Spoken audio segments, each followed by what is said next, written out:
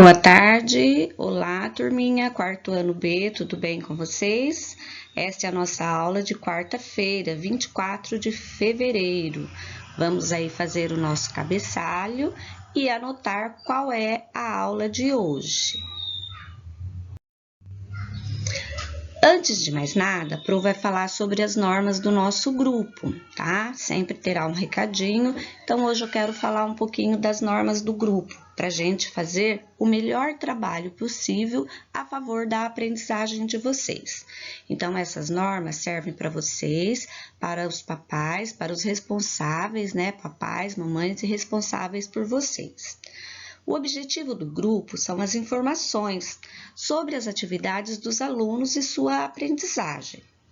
Qualquer dúvida ou consulta deverá ser enviado em horário pertinente, porque a professora trabalha em outra escola no período da manhã e da noite. Por isso, muitas vezes, eu não poderei responder imediatamente. Nosso grupo é uma sala de aula, portanto, é para tratar apenas de assuntos escolares. Então, vamos evitar de mandar mensagens de bom dia, boa tarde, boa noite, corrente de orações e propagandas de forma em geral. Assim, o grupo não vai ficar poluído.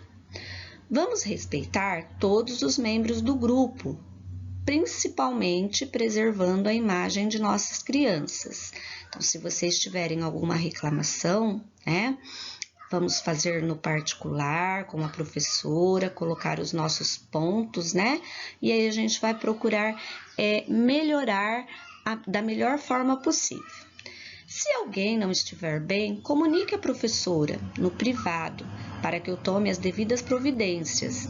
Usando da ética, toda crítica é bem-vinda para melhorarmos.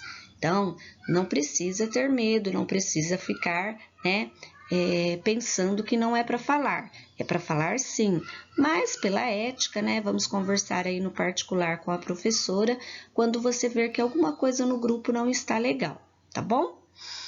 Faça a leitura das mensagens antes de repetir a mesma pergunta. Assim, evitamos o retorno da mesma informação e sobrecarregamos o grupo. Então, muitas vezes a Pro coloca o recadinho lá e aí alguém posta alguma coisa e vai subindo as mensagens, né? E acaba que a pessoa vai lá e pergunta a mesma coisa que foi respondida lá em cima. Então, sempre prestar atenção, olhar, né? Procurar entender, se não entender, aí pergunta novamente, né? Ou se não quiser perguntar no grupo, pergunta no particular, que assim que eu puder, estarei respondendo, tá bom? Ninguém é tão bom quanto todos nós juntos. Mais uma vez, o grupo é a nossa sala de aula e ele está a serviço da aprendizagem de todos os alunos do quarto ano B. A nossa aula de hoje, nós vamos falar sobre os números em nossas vidas. A Pro vai ler o texto que fala a matemática é a ciência dos números e dos cálculos. E no final tem uma atividade, refletindo sobre a importância da matemática em nossa vida. Então prestem atenção, tem gente que fala que não gosta de matemática.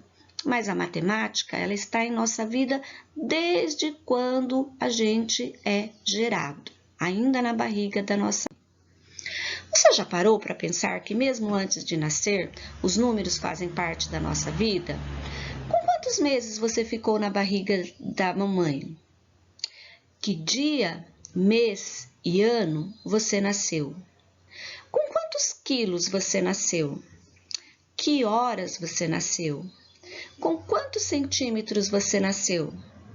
Esses números fazem parte da nossa vida quando a gente é gerado, quando a gente é uma sementinha ainda para nascer. E lá, né, no nosso nascimento, existem esses números. Quem vai poder informar esses números para vocês é a mamãe, né?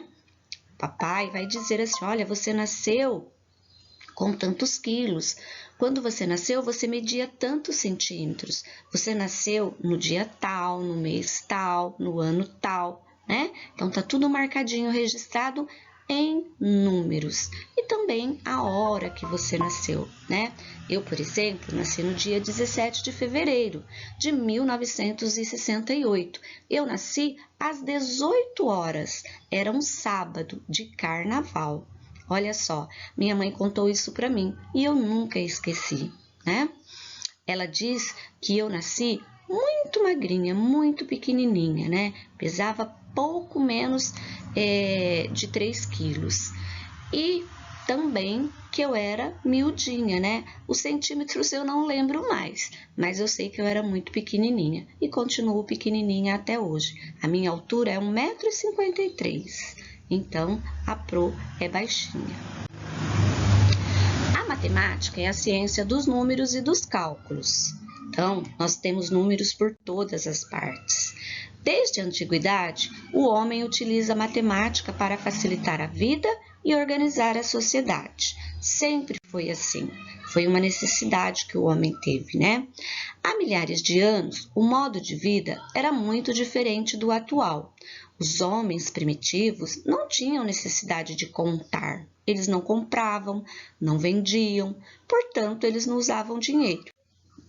Com o passar dos anos, os costumes foram mudando e o homem passou a cultivar a terra, a criar animais, a construir casas e a comercializar. Com isso, surgiu a necessidade de contar. Foram então criados símbolos e regras, originando assim os diferentes sistemas de numeração.